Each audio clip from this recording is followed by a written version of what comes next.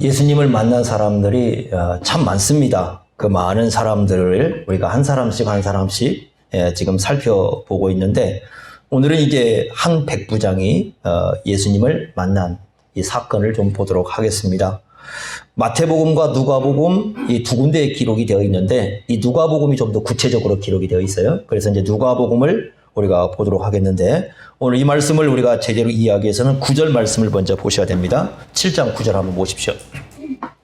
예수께서 들으시고 그를 놀랍게 여겨 돌이키사 따르는 무리에게 이르시되, 내가 너희에게 이르노니 이스라엘 중에서도 이만한 믿음을 만나보지 못하였노라 하시더라. 예수님께서요, 그 공생의 기간에 믿음을 칭찬하는 일이 별로 없어요. 대개 보면은 믿음이 좀 약하거나 믿음이 없는 경우가 많아서 오히려 책망하는 일이 많습니다. 그런데 오늘 이 한 사람은 정말 예수님께서 대단한 말씀을 합니다. 이만한 믿음을 만나보지 못했다. 그 따르는 무리라고 나오는데, 그 따르는 무리에게는 이제 제자들도 포함이 돼요. 그러니까 제자들에게서도 이만한 믿음 못 봤다는 거죠. 그러니까 대단한 믿음입니다. 그리고 거기 뭐라고 되어 있냐면 9절에 보면 놀랍게 여겼다. 예수님 때문에 예수님이 그 믿음 때문에 놀라는 경우가 없어요. 이 사람 한 사람 외에는. 그러니까 믿음 때문에 놀랍니다. 그러니까 얼마나 이 사람의 믿음이 참 대단한가를 생각해 볼 수가 있습니다. 그래서 이 말씀에서 중요한 것은, 그러면 이제 이 믿음이 무엇을 얘기하는가에 따라서 이제 사람들의 이 생각들이 다 달라져요. 그래서 뭘 예수님께서 대단하게 여기는가, 어떤 믿음을 얘기하는가, 이제 그 부분을 여기에서 우리가 해석해 나가야 됩니다. 보통 믿음을 얘기할 때는 두 가지를 얘기합니다. 하나는 구원받은 믿음인가. 그러니까 성경에 보면은 믿는다고 하지만 가짜가 있다고 말씀을 합니다. 믿는다고 해요. 근데 진짜 구원받은 믿음이 아닌 경우가 있습니다. 예를 든다면 야고보서를 보면은 2장에 행함 없는 믿음에 대한 얘기를 합니다. 행함 없는 믿음은 그 자체가 죽은 것이라 이렇게 말씀을 하거든요. 그러면서 행함 없는 믿음을 누구를 닮았다고 하냐면, 야고보서 2장 19절 보면 귀신 닮았다고 그럽니다. 귀신들은 행함 없는 믿음을 갖고 있다는 거예요. 그래서 이렇게 말씀합니다. 귀신들은 하나님이 한 분이신 줄 믿어요. 대단한 신앙이죠. 일반 사람들은 하나님 계신 거 안 믿잖아요. 귀신은 믿습니다. 구약 이스라엘 백성들도 하나님이 한 분이신 걸 믿습니다. 그러니까 구약 이스라엘 백성들이나 귀신이나 믿음이 어때요? 동일합니다. 하나님 한 분이신 거 믿으니까. 근데 귀신들은 한 걸음 더 나아가서 믿고 떨기까지 한다고 합니다. 그러니까 일반 사람들은 하나님 한 분인 거 믿어도 안 떨어요. 하나님 앞에서. 귀신은 떨어요. 두려움을 느낍니다. 그러나 귀신들은 구원이 있습니까? 없습니까? 없습니다. 그런 사람이 있다는 겁니다. 두 번째는 어떤 사람이냐면, 구원받은 믿음인데 어느 정도 성숙했는가, 이게 중요한 겁니다. 그러니까 구원은 받았지만 어느 정도 이 믿음이 자라나 있는가. 고린도 교회의 문제가 바로 여기입니다. 고린도 교회는 은사를 굉장히 대단하게 여겼던 교회입니다. 그런데 고린도전서 3장 1절부터 3절까지 보면 믿음은 있지만 어린아이 상태라고 얘기를 합니다. 왜 그러느냐? 시기하고 싸우고, 그러니까 마음에 있는 그 인간의 그 부패한 그 죄악의 본성이 있습니다. 그거 가지고 교회를 사람들이 이뤄내려고 하니까, 너희들은 믿음이 있는 건 맞지만 영적으로 어린아이다, 이렇게 말씀을 합니다. 그러면 왜 이 말씀을 드리냐면, 예수님께서 칭찬하는 백부장의 믿음은 도대체 뭘까? 이걸 우리가 해결해 나가기 위해서 지금 이 생각을 해야 됩니다. 많은 사람들은 순종을 강조합니다. 가라 하면 가고 오라 하면 오니까 그냥 그렇게 순종하는 것이 백부장의 믿음이다, 이렇게 생각을 합니다. 그러나 정말 그럴까? 우리가 이걸 한번 잘 풀어내야 됩니다. 그래서 크게 이제 두 가지를 우리가 생각해 보겠는데, 첫째는 뭐냐면, 이 백부장의 믿음이 탁월하고 훌륭한 이유는 예수님에 대한 올바른 인식을 하고 있었다는 겁니다. 그리고 거기에 맞게 이 예수님을 대접을 한 겁니다. 그게 굉장히 중요합니다. 1절 한번 보십시오. 1절 보시면 예수님이 가신 곳이 어디냐면 가버나움이라는 곳으로 가시죠. 가버나움은 그 뜻은 뭐냐면 우리 구약에 보면 나훔이라는 선지자 있죠. 그 이름이 비슷해요. 그러니까 나훔의 동네 그 뜻입니다. 나훔의 동네. 나훔이라는 뜻이 위로입니다. 위로. 그래서 위로의 마을 그럴 수도 있고요. 나훔의 동네 이렇게 되어 있습니다. 그곳에 이제 가셨어요. 2절 보십시오. 어떤 백부장이 있었죠. 그리고 백부장이 사랑하는 종이 병들어 죽게 되었다. 그러니까 이 종이 지금 죽음의 위기에 처해 있습니다. 마태복음 8장 6절에 보면 우리에게 세 가지 정보를 줍니다. 어떤 정보냐면 이 사람이 병이 들었는데 어떤 병이냐면 중풍병이라고 나와요. 두 번째는 집에 누워 있다고 나옵니다. 세 번째는 몹시 괴로워하고 있다 이렇게 나옵니다. 그러니까 중풍병이 걸려서 집에 누워서 몹시 괴로워하고 있다 이렇게 나오죠. 근데 이 누가복음에서는 한마디로 뭐라고 되어 있냐면 죽음의 위기에 처해 있다 이렇게 말씀을 합니다. 자, 3절 보십시오. 그래서 어떻게 했느냐? 예수님이 가버나움에 오셨다는 소문을 들었습니다. 그래서 그 3절에 보시면 유대인의 장로 몇 사람을 예수님께 보냅니다. 1세기에는 보낸 사람과 보냄을 받은 사람을 동일시하는 문화였어요. 그러니까 장로들이 왔지만 실상은 누가 온 것과 똑같냐면 백부장이 온 것과 똑같아요. 네, 그 당시에는 이렇게 했으니까. 자, 이 장로들이 와가지고 4절 보십시오. 이렇게 얘기합니다. 이에 그들이 예수께 나와 간절히 구했다라고 합니다. 간절히 구했다.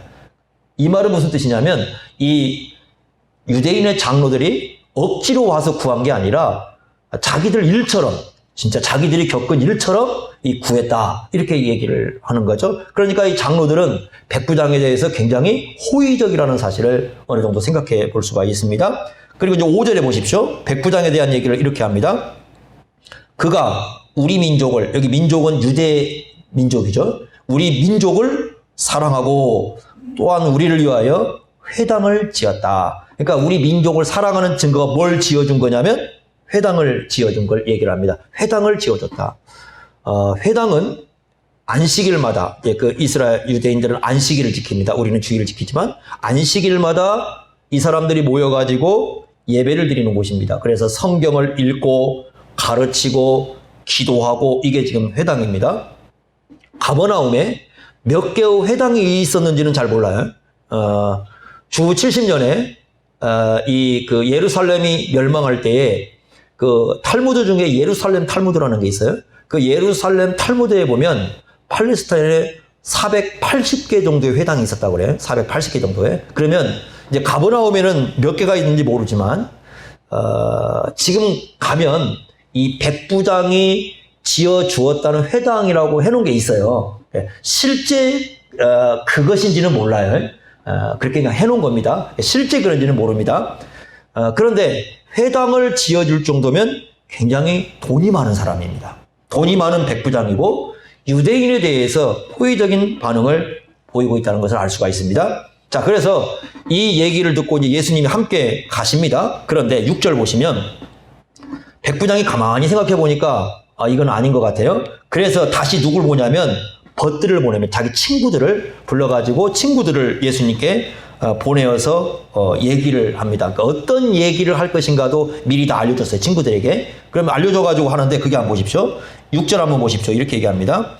예수께서 함께 가실새 이에 그 집이 멀지 아니하여 백부장이 벗들을 보냈다고 말씀하죠. 그러면서 어떤 얘기를 하냐면 이런 얘기를 했다는 겁니다. 주여 수고하시지 마옵소서. 내 집에 들어오심을 나는 감당하지 못하겠나이다. 이렇게 얘기합니다. 감당할 수 없다라는 것은 오늘날 예를 들면 당신 집에 신방하겠습니다. 저 감당 못해요. 이런 얘기가 아닙니다. 그런 얘기가 아니라 예수님이 얼마나 위대한 분인지 그 위대성을 자기가 감당 못하겠다는 뜻이에요. 예수님이 위대성을 얘기합니다. 왜 감당할 수 없는가? 7절 보십시오. 이렇게 말씀했습니다. 7절에 그러므로 내가 주께 나아가기도 감당하지 못할 줄 알았나이다. 이렇게 말씀합니다. 말씀만 하사 내 하의를 낫게 하소서. 즉 말씀만 하셔도 낫게 하시는 능력을 가진 분이 누구라는 겁니까? 예수님이신 거예요. 감당 못하는 거예요, 자기가. 이게 왜 감당 못할 분인지는 조금 이따 보겠습니다. 그리고 8절 보십시오. 이렇게 얘기합니다. 자기 상황을 갖고 얘기하는 겁니다. 나도 남의 수하에 든 사람이요 내 아래에도 병사가 있으니 이더러 가라 하면 가고 저더러 오라 하면 오고 내 종더러 이것을 하라 하면 하나이다.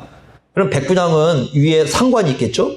그리고 최고 이제 그 상관 황제가 있겠죠? 그러니까 백부장은 상관이나 황제들이 그 명령을 내리면 그냥 그대로 따라야 돼요. 여러분 군대 세계 똑같잖아요. 군대에서 가라 하면 가야 되고 오라 하면 오라 하고. 처음에 군대 들어갈 때 저희들이 듣는 얘기가 바로 그거거든요.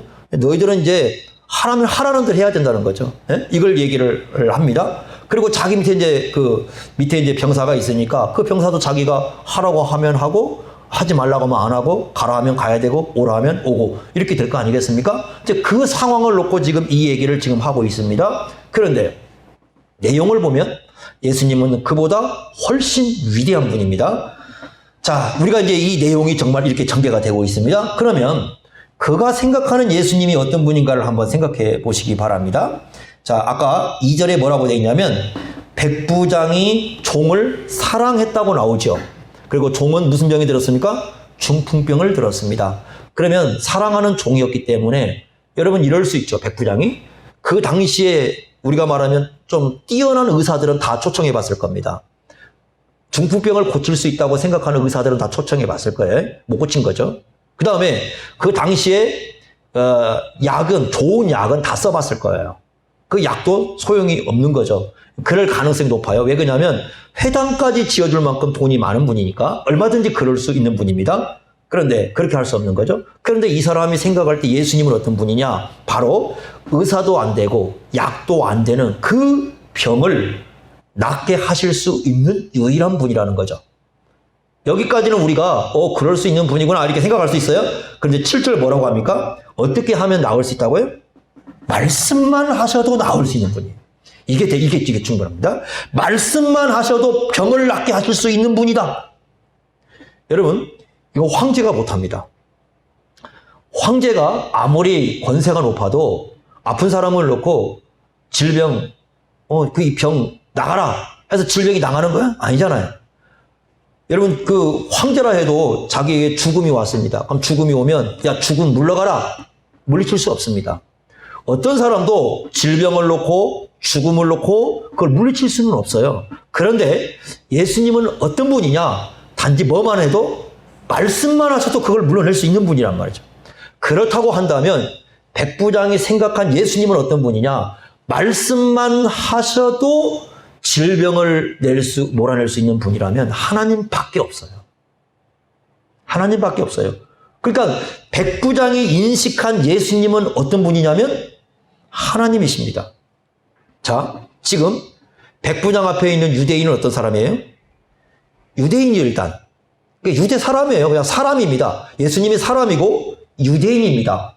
그리고 남자죠. 유대인 남자입니다.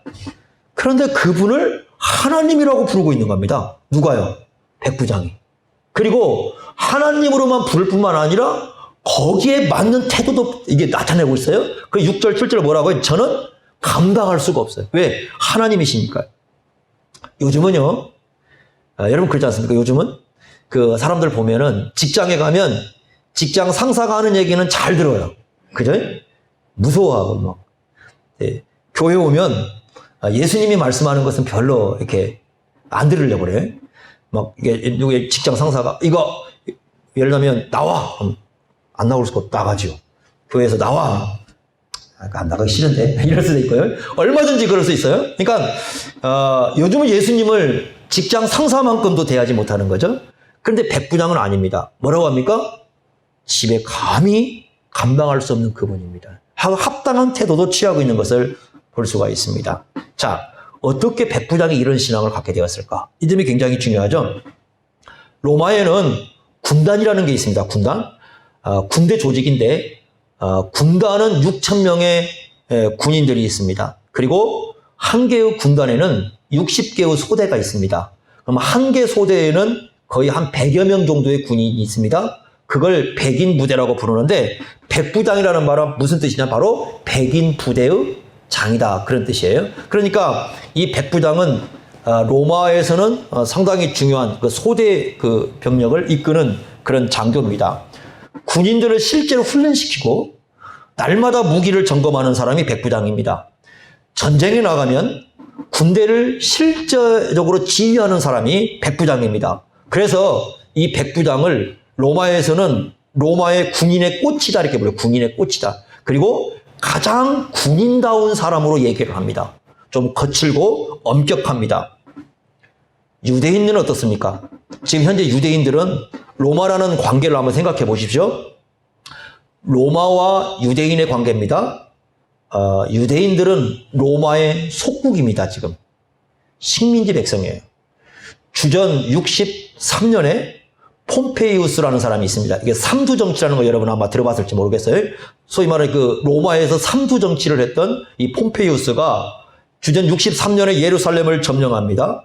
그 이후로 80년 이상을 유대 민족이 로마의 속국으로 있었습니다. 우리나라는 일본의 36년 동안 속국으로 있었죠. 36년 동안 속국으로 있었는데 지금까지 안 좋죠. 안 그렇습니까? 그래서 축구를 할 때도 다른 나라하고 할 때는 열을 안 내다가 누구하고만 열려요? 일본하고 하면 열립니다. 그래서 이런 얘기가 있습니다. 일본하고는 가위바위보를 해도 지면 안 된다. 그러니까 지금까지 그럽니다. 그런데 생각해 보십시오. 80년 이상을 속국으로 있었다고 생각해 보십시오. 그러면 유대인 입장에서는 로마는 어떻습니까? 원수 같은 나라죠. 그리고 로마는 유대 나라를 그야말로 쥐었다 폈다 할 수 있는 그런 권세를 이 로마는 가지고 있고 그 로마의 백부장이 바로 이 사람입니다. 그런데 그 사람이 유대인들을 사랑해주고 회당을 지어줬습니다. 아니 어떻게 그럴 수 있지?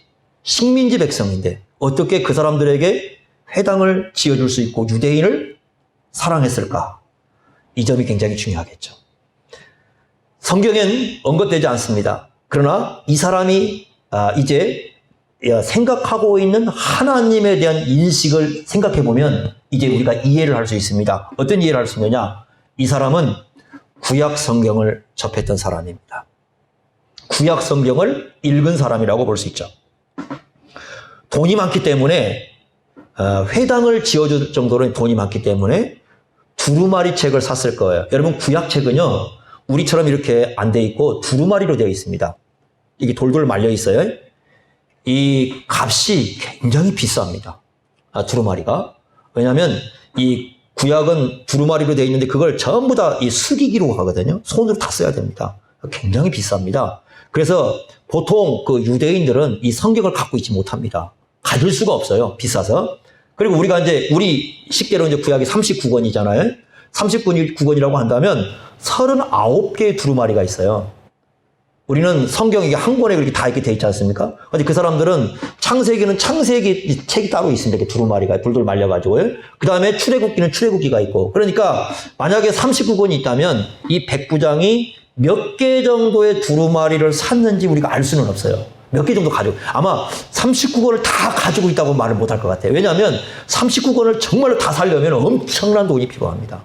이 한 권만 해도 굉장히 비싼 고가거든요. 그런데 그걸 39개를 다 구한 다음에 엄청난 돈일 거예요. 몇 개를 구했는지 모릅니다. 분명히 몇 개는 갖고 있을 거예요, 집에다. 그러면서 집에서 그걸 읽었을 겁니다. 그러면 성경을 읽으면, 구약 성경을 읽어가면, 성경이 계시기 때문에 계시입니다. 하나님에 대한 얘기를 해주는 게 계시입니다. 그렇다면 만약에 이 사람이 성경을 제대로 읽었다면 성경을 통해서 하나님에 대한 생각을 가지게 되었을 거예요. 그러면 성경을 읽을 때, 계시의 말씀을 읽을 때 제대로 깨달으면 성경의 구약에 기록되는 하나님이 어떤 분이냐? 일단 가장 먼저 생각하는 게 어떤 분입니까? 창조주 하나님이시죠. 태초에 천지를 창조하셨으니까 창조주 하나님이십니다. 두 번째는 성경을 읽다 보면 온 세상을 통치하신 분이 누구시라는 걸 알 수 있어요? 하나님이시라는 걸 알 수 있어요. 그래서 온 세상을 다스리시는 주이십니다. 자, 그 다음에 하나님은 인격적 존재입니다. 그걸 깨달았다는 걸 어떻게 알 수 있냐면 말씀만 하셔도, 여러분 이 말이라는 것은 인격 있는 사람만 하는 겁니다. 그렇지 않습니까? 동물이나 식물은 인격이 없잖아요. 그게 뭘 못해요? 말을 못하는 겁니다. 그러니까 말은 인격이 있어야 하는 거죠. 하나님이 말씀을 하실 수 있는 분이라고 믿는 것은 하나님이 어떤 분이라는 걸 믿는 거예요? 인격적 존재라고 믿는 겁니다. 뿐만 아니라 하나님의 능력도 믿었습니다. 어떤 능력이냐? 말씀만 하셔도 질병을 몰아낼 수 있는 분이다. 그러니까 하나님의 말씀은 어느 정도 권위가 있느냐? 가라 하면 가고 오라 하면 와야 한다. 그걸 가장 잘 드러내는 게 우리 생명이죠. 우리 생명이 하나님이 보내주셔서 온 겁니다. 또 우리를 얼마든지 부르시면 가야 되는 거죠. 살고 싶다고 사는 게 아니거든요. 부르시면 가야 되고 또 가고 싶다고 하는 게 아니거든요. 불러야 가는 거거든요. 그러니까 우리의 생명을 주관하시는 분이 하나님이십니다. 창조주이시고 세상의 모든 걸 다스리시고 인격적 존재이시고 말씀만 하셔도 모든 걸 하실 수 있고 우리의 생과 사를 주관하시는 분이 누구다? 하나님이시다. 그런데 이 사람은 백부장은 그 하나님을 지금 누구라고 얘기를 하고 있는 겁니까? 예수님이라는 겁니다. 예수님은요, 그 당시에 로마 입장에서 보면 위험인물입니다. 왜 위험인물이냐? 사람들이 따라다니고 있었거든요. 여러분 그 구절도 보면 따르는 무리가 있었다고 하지 않습니까? 우리나라도 옛날에 일제치하 있을 때 사람들이 모이면 경계 대상입니다. 1차적으로. 모여서 뭘 할지를 모르잖아요. 그죠? 그러니까 예수님이 가는 곳에 사람들이 따라다닙니다. 그럼 로마 입장에서는 경계 대상입니다. 유대인들은 어떻습니까? 유대인들 입장. 구약 성경을 보고 있는 유대인들 입장에서는요. 예수님을 봤을 때 그야말로 최고로 그래도 인식한 게 뭐냐면 랍비 정도, 랍비. 선생님이에요. 선생님. 우리가 지난번에 봤던 거 니고데모 있지 않습니까? 니고데모가 와가지고 예수님을 누구라고 불러요? 선생님이라고 부르잖아요. 하늘에서 오신 선생 정도로 우리가 알았습니다. 이렇게 얘기하지 않습니까? 그러니까 당시에 학자들, 그러니까 성경을 공부하는 학자들은 최고로 예수님을 알아봐야 뭘로 알아요? 그냥 선생님 정도, 아주 훌륭한 선생 정도로 알았고 로마 입장에서 봤을 때는 예수님은 위험 인물입니다. 그런데 백부장은 그런 유대인의 상황도 알고 있었을 것이고요. 로마 상황도 알고 있었을 것입니다. 그럼에도 불구하고 예수님을 하나님으로 인식을 하고 하나님으로 대접을 합니다. 이런 믿음이기 때문에 예수님이 칭찬하지 않을 수 없는 거예요. 이만한 믿음을 본 적이 없다, 내가. 예수님에 대해서 이렇게 올바로 깨닫고 이렇게 올바로 대하는 사람을 내 본 적이 없다. 이렇게 말씀을 합니다. 자, 이 점이 굉장히 중요한 거죠. 여러분, 씨 뿌리는 비유 아시죠? 씨를 뿌리는 비유가 밭이 4개가 나옵니다. 그 중에 첫 번째가 길가입니다. 근데 길가에 대해서 설명할 때 누가복음 8장 12절을 보면은 구원을 얻지 못하게 하려고 하나님의 말씀이 뿌려질 때에 그 말씀을 빼앗아가 버린다고 그러죠. 누가 빼앗아가요? 누가 말씀을 빼앗아간다고 나왔어요? 마귀가. 하나님의 말씀이 떨어졌을 때 그 말씀이 마음에 들어갈 수 없도록 말씀을 빼앗아가는 존재가 있다는 거죠. 그게 누구냐면 바로 마귀라는 겁니다. 그러면 이제 어떻게 마귀가 말씀을 빼앗아갈까? 거기는 나오지 않죠. 그렇지만 우리가 바울이 쓴 서신에서 한 부분 알 수 있어요. 어떻게 말씀을 빼앗아갈까? 우리 속에 심겨진 것이. 그리고 어떤 말씀을 빼앗아가는가 하는 것인데 고린도후서 여러분 보시기 바랍니다. 고린도후서 4장을 한번 보십시오. 고린도후서 4장을 한번 보십시오. 예, 신약성경 289쪽 한번 보시기 바랍니다. 예, 중요한 말씀을 한번 보겠습니다. 고린도후서 4장 4절 289쪽에 이렇게 말씀합니다. 4장 4절. 그 중에 이 세상의 신이, 여러분 이 세상의 신은 누구예요? 여기서 말씀하고 있는 이 세상의 신은 마귀죠. 지금 마귀 얘기하는 겁니다. 이 세상의 신이 마귀 얘기하는 겁니다. 오해하시면 안 됩니다. 이 말씀을 놓고 마귀가 하나님과 같은 신이야? 이렇게 생각하시면 안 돼요. 마귀는 피조물입니다. 그러니까 타락한 천사잖아요. 그러니까 하나님이 창조한 존재니까 피조물이에요. 마귀는 신이 아닙니다. 그러니까 이 말씀은 무슨 뜻이냐면 신이라는 얘기가 아니라 신처럼 군림하는 거예요. 세상을 신처럼 군림하면서 굉장히 큰 영향력을 발휘하고 있는 존재가 누구예요? 마귀예요. 그래서 그 마귀를 뭐라고 불러요? 이 세상의 신 이렇게 불러요. 그러면 마귀가 어떻게 역사를 하느냐? 자, 보십시오. 4절 다시 한번 보세요. 그 중에 이 세상의 신이 믿지 아니하는 자들의 무엇을요? 마음을. 어떻게 한다고요? 혼미하게 한다. 혼미라는 뜻이 뭐냐면 어디서 온 말이냐면 시각장애에서 온 말이에요. 시각장애. 장애, 이게 맹인이죠. 앞을 못 보는 시각장애에서 온 말이 이 말이. 그러니까 눈이 멀어버린 거죠. 맹인 상태에 눈이 멀게 만들어버려요. 눈이 멀었다는 건 뭐예요? 마땅히 봐야 될 것을 못 보는 거죠. 그러니까 우리는 눈을 뜨고 있으니까 보잖아요, 이렇게. 그러면 우리가 눈을 뜨고 보는 것을 설명해줘도 맹인들은 알지를 못하는 거죠. 맹인은 마땅히 봐야 될 걸 못 봅니다. 그럼 누구를 못 보느냐? 그게 중요하겠죠? 누구를 못 보게 한다는 거냐? 그 다음에 설명해 줍니다. 한번 보십시오. 다시 한번 살려보십시오. 이렇게 말씀했습니다. 그리스도의 영광의 복음의 광채가 비치지 못하게 함이니 이렇게 말씀했죠.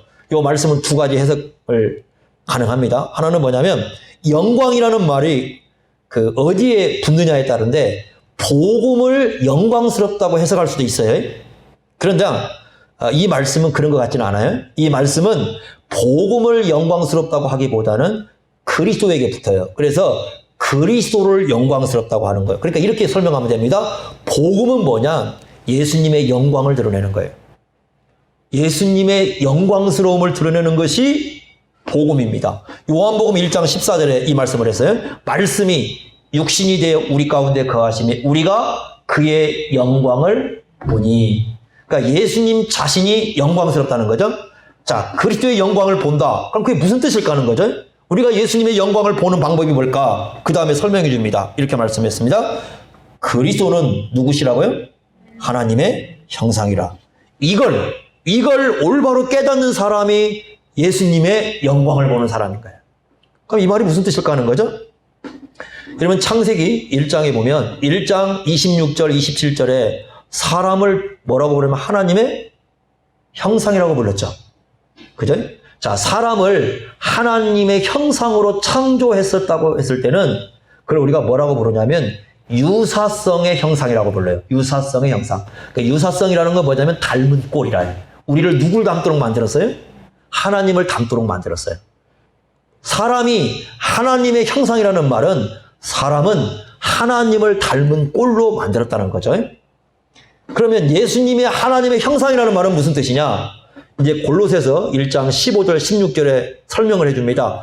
골로새서 1장 15절에 예수님을 누구라고 말씀하시냐면 그는 보이지 아니하는 하나님의 형상 이렇게 말씀하고 16절에 뭐라고 했냐면 그분은 세상을 창조하신 분이다. 창조주라고 가르쳐 주셔요. 그래서 예수님이 하나님의 형상이라고 부를 때는 어려운 말로 뭐라고 부르냐면 동질성의 형상 이렇게 불러요. 동질성의 형상. 그 말은 무슨 말이냐면 예수님이 곧 누구시라는 거예요? 하나님이시라는 겁니다. 예수님이 하나님이시라는 개념이에요. 그죠? 하나님의 형상이라는 개념은 하나님이시라는 개념. 우리가 하나님의 형상이라는 개념이 유사성의 형상. 그러니까 하나님을 닮았다는 뜻이고 예수님은 하나님이시라는 겁니다. 그러면 이런 겁니다. 예수님이 하나님이심을 깨닫고 그죠?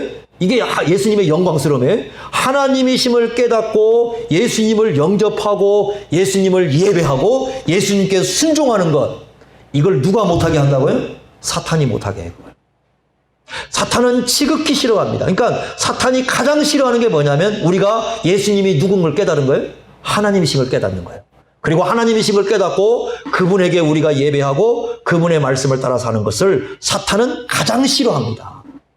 여러분, 우리는 사탄을 생각하면 사탄을 막 사탄과 우리가 싸우는 이런 걸 생각하면 막 귀신 쫓아내고 그런 걸 생각하는데 진짜 사탄과 우리의 싸움의 전투들이 어디냐면 바로 예수님이 하나님이심을 깨닫게 하느냐 못하게 여기가 가장 큰 싸움터가 되는 겁니다. 그러면 사탄이 쓰는 방법 중에 하나가 뭐냐? 그러니까 예수님이 하나님이심을 깨닫지 못하게 쓰는 방법 중에 하나가 나와요. 4장 2절 한번 보십시오. 이렇게 얘기합니다. 이에 숨은 부끄러움의 일을 버리고 속임으로 행하지 아니하며 하나님의 말씀을 어떻게 하고요? 혼잡한다. 이 혼잡이라는 말은 뭐냐면 속임수예요. 속임수. 1세기 때에 이 장사꾼들이요. 포도주를 팔 때 포도주에다가 몰래 물을 섞어요. 그러니까 이 포도주에다가 물을 섞어서 팔면 돈을 더 벌 수 있잖아요. 우리가 물게 한다고 그러는데 이 포도주에다 물을 섞어가지고 팔아요. 그걸 혼잡한다고 이렇게 쓰는 거예요. 속임수를 쓰는 거죠. 그러니까 순수하게 파는 게 아니라 섞어서 팝니다. 그러니까 말씀을 전하는 사람이, 설교를 하는 사람들이 예수님에 대해서 순전한 복음을 전하지 않는 거죠. 예수님이 참 사람이시다, 예수님이 참 하나님이시라는 이걸 전하지 않고 말씀을 섞어서 전해버리는 거예요. 그러니까 일부는 맞는 얘기를 하는 거예요. 근데 거기다가 성경적이지 않는 이상한 얘기를 붙여넣습니다. 그걸 전하게 합니다. 그러면 그것을 듣는 사람은 결국 예수님이 어떤 분인가에 올바로 깨닫지를 못하게 됩니다. 이게 사탄의 역사라는 거예요. 그래서 여러분, 이게 굉장히 중요한 부분입니다. 그러면 이 사람의 믿음이 훌륭한 이유는 뭡니까? 예수님이 누구신 걸 깨달았다? 하나님이신 걸 깨달았다. 예수님도 놀랐어요. 왜냐하면 거기 누가복음 7장에 보면 예수님이 놀랬다고 나와요. 7장 9절에 보면 놀랬어요, 예수님. 아, 이런 대단한 믿음이 있구나. 두 번째는 뭐냐? 예수님을 합당하게 대접을 한 거예요. 감당하지 못하겠습니다. 제가 이분을 감당하지 못하겠습니다. 합당하게 대접을 한 거예요. 이게 지금 이 백부장의 아주 훌륭한 신앙의 모습이다라는 걸 첫 번째로 우리에게 가르쳐 줍니다. 두 번째는 뭐냐? 다시 한번 여러분 누가복음 7장으로 와보세요. 2절 한번 보세요. 2절. 2절에 이렇게 말씀했습니다. 어떤 백부장의, 그 다음에 뭐라고 되어 있습니까? 사랑하는 종자. 요게 굉장히 중요한 말입니다. 사랑하는 종이다. 자, 그럼 사랑한다는 말은요, 원래 이 말 뜻은, 우리가 이렇게 내가 당신 사랑합니다. 그런 개념이라기보다는 원래는 경제적으로 값이 있다. 좀, 그런 뜻을 갖고 있어요. 가치가 좀 높다는 뜻이죠. 경제적 가치가 높다. 그러면 이 사람이 쓸 때는 예를 들면 돈을 잘 벌어주기 때문에 이 말을 쓴 것은 아닐 거예요, 분명히. 그러면 이 말하고 같은 말이 무슨 말이냐면 빌립보서 2장 29절에 존귀하다라는 말로 번역을 했고요. 그 다음에 베드로전서 2장 4절과 6절에는 보배롭다는 말로 번역했어요. 그러니까 여기서 말씀하는 사랑이라는 말은 무슨 뜻이냐면 고귀하다, 소중하다, 존귀하다, 그런 뜻입니다. 백부장이, 저 종이 존귀하다, 자기. 이렇게 얘기하는 겁니다. 그러면 종이라는 말은 무슨 뜻이에요? 둘로스라는 말이잖아요. 둘로스라는 말은요, 노예라는 말입니다. 노예. 보통 군인들이 데리고 있는 노예들은 전쟁에서 패배한 사람들을 데리고 온 겁니다. 그러니까 아마 이 사람도 전쟁에서 잡아왔을 거예요. 전쟁에서 패배한 사람을 데리고 왔을 겁니다. 그걸 노예로 삼았을 겁니다. 노예입니다. 이 말 뜻은 이런 겁니다. 그는 비록 노예지만 내게는 존귀합니다. 소중합니다. 백부장이 굉장히 따뜻한 인간미를 갖고 있습니다. 즉 사람의 생명을 존귀하게 여기는 그런 마음을 갖고 있죠. 그뿐만이 아니에요. 이 사람이 아프니까 어떻게 하느냐. 여러분, 옛날에 이렇게 아프면 그냥 별로 노예가 이렇게 아프면 관심 안 가지거든요. 그런데 어떻게 합니까? 유대인 장로들을 예수님께 보내고요. 심지어는 누구까지 보냅니까? 자기 친구들까지 보냅니다. 실제적으로 이 사람이 존귀함을 드러내고 있습니다. 이게요, 로마의 군인 사회에서는 이거 있을 수 없는 일이에요. 이 사람 군인입니다. 군인 사회에서는 있을 수 없는 일이에요. 이 사람은요, 백부장일 때는 로마의 문화에 젖어 살아온 사람이거든요. 근데 로마의 군인 사회는 이 힘을 숭상하는 사람들, 그래서 힘이 약한 사람들은 아주 멸시를 합니다. 경멸을 합니다. 그리고 힘이 약한 사람을 정복을 하고 그 사람들을 자기들 마음대로 다뤄버립니다. 그리고 더군다나 노예는요, 그 당시에는 소유물처럼, 마치 물건처럼 다뤄버려요. 사람을 그렇게 다룹니다. 그러니까 이게 굉장히 지금 당시 상황에서는 로마 군인들이 생각할 수 없는 그런 문화예요. 더군다나 식민지, 포로로 잡아왔다면 식민지 아닙니까? 그러면 그 이후에서는 군인들은 군림하는 자세를 갖고요, 감시하는 자세를 갖고, 여러분 그러지 않습니까? 그런 자세입니다. 또 하나, 이 사람이 지금 회당을 지어주지 않습니까? 회당을 지어주면 이 식민지 백성이잖아요. 그러면 같은 백부장, 그러니까 같은 동료급 백부장들과 그다음에 자기 상관들이 있을 거 아니겠습니까? 자기 동료 백부장과 상관들에 의해서 이건 비난 대상이 될 수 있어요. 회당을 지어준 것에 비난 대상이 될 수 있고, 두 번째는 의심도 받을 수 있어요. 왜 식민지 백성을 도와주지? 의심도 받을 수 있습니다. 그 다음에 이 군인들은 승진해야 되잖아요. 승진에도 문제가 생깁니다. 자, 한번 생각을 해보세요. 자기 동료와 상관들에게 비난받을 수 있고 의심받을 수 있고 승진에도 문제가 생길 수 있고요. 그리고 그 당시 문화에서는 힘을 숭상하는 그 문화에서는 완전히 노예고 사람 대접 안 해도 누가 뭐라고 할 사람 아무도 없습니다. 그러지 않습니까? 그런데 그런 사회 속에서 이 백부장은 이 사람을 노예로 보는 게 아니라 사람의 가치로 봅니다. 사람의 가치로. 이게 의외로 어렵습니다. 사람을 사람으로 보는 것처럼 어려운 게 없어요. 그러니까 그 사람 자체를 굉장히 존귀하게 생각하는 겁니다. 이 사람을 돈의 가치로 따지지 않아요. 돈의 가치로 따지지 않고 경제적 가치로 따지지 않고 그냥 사람이라는 걸 놓고 사람의 가치로 따지고 사람으로 보는 겁니다. 이것은 성경에서 배우지 않으면 불가능합니다. 성경에서 배우지 않으면 불가능해요. 여러분 성경을 읽으면요 하나님이 누군가를 알게 될 뿐만 아니라 마음속에 사상이 형성이 돼요. 사상이. 사람에 대한 그 관점이 형성이 됩니다. 우리 사회를 보십시오. 우리 사회도 어떤 사회입니까? 돈의 가치로 사람을 평가하지 않습니까? 그래서 사람을 볼 때 자기 이익이 되면 사귀고 이익이 안 되면 버리는 게 지금 사람들이죠.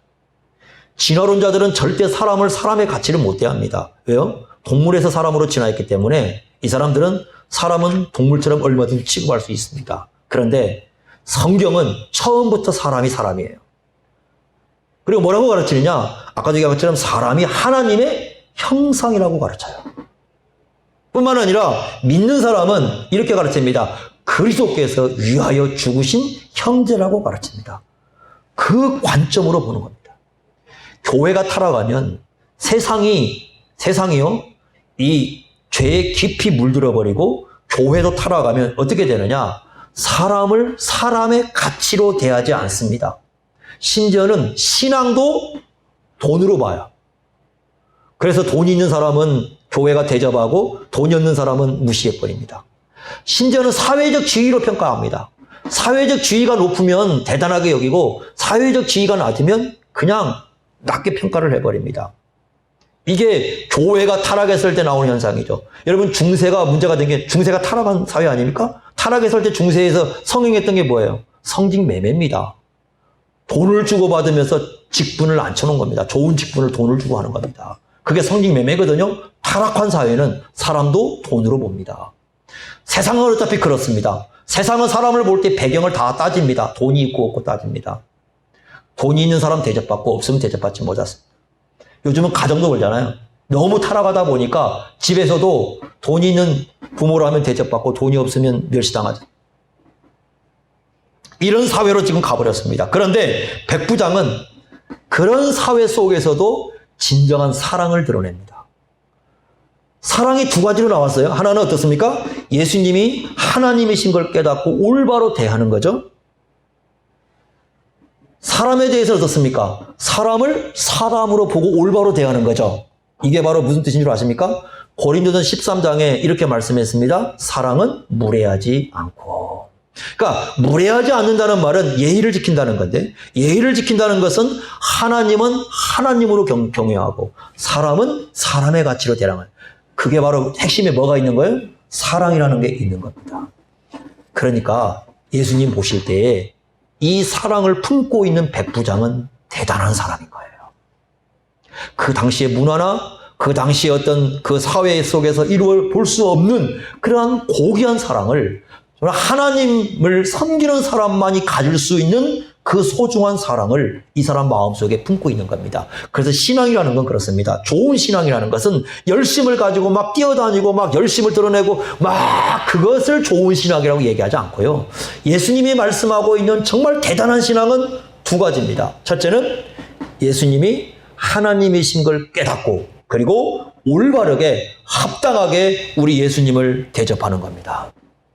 역사의 주가 되시고 생명의 주가 되시는 그 예수님을 합당하게 대접하는 거예요. 우리 주님의 권위를 인정하는 겁니다. 예수님의 왕되심을 인정하는 겁니다. 교회의 주는 우리 예수님이심을 인정하는 겁니다. 그래서 우리가 주님의 말씀이면 순종하고 주님의 말씀을 따르는 그런 삶을 살아가는 사람. 그걸 일차적으로 가장 첫 번째로 얘기를 합니다. 두 번째는 뭐야? 사람을 대할 때 사람으로 대하는 겁니다. 사회적 신분으로 대하지 않습니다. 저 사람을 이용가치로 대하지 않습니다. 내게 얼마나 이용가치가 있느냐 그걸로 따지지 않습니다. 그냥 하나님의 형상이기 때문에 예수님이 위하여 죽으신 형제이기 때문에 사람을 사람으로서 소중하게 그냥 품어주는 거예요. 사람이기 때문에 소중하게 품어주고 그 사람을 향해서 내가 인격적으로 대하는 그런 마음을 품었을 때에 그 신앙을 예수님 오실 때는 성숙하고도 대단한 신앙으로 얘기를 하고 있는 겁니다. 이걸 백부장의 신앙을 통해서 풀어내지 못하면 이 백부장에 대해서 다른 걸로 자꾸 생각을 하게 됩니다. 백부장의 신앙이 얼마나 위대한가는 이 두 가지로 우리가 생각을 해볼 수가 있습니다. 그렇다면 오늘날 우리 시대의 교회를 보십시오. 과연 이렇게 살아가는 사람들이 얼마나 될까? 이것도 참 우리가 생각해 볼 많은 문제입니다. 이런 사람, 이렇게 살아가는 사람, 이런 신앙으로 살아가는 사람, 이런 사람들이 정말 신앙이 성숙하고 주님께서 이만한 믿음을 찾아볼 수 없다고 기뻐하시는 믿음을 가진 사람이에요.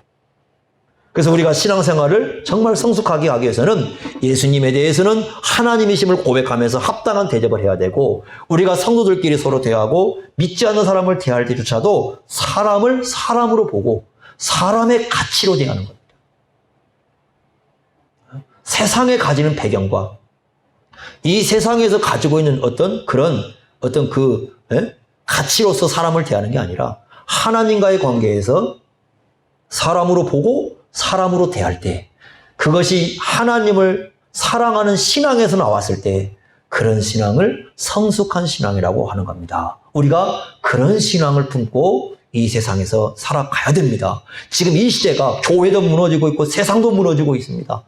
여러분, 아무리 인권을 강조해도, 여러분 보십시오. 아무리 인권을 강조해도 사람에 대한 올바른 가치를 평가하지 못하고 있습니다. 왜 그렇습니까? 하나님을 떠난 인권을 얘기하고 있기 때문입니다.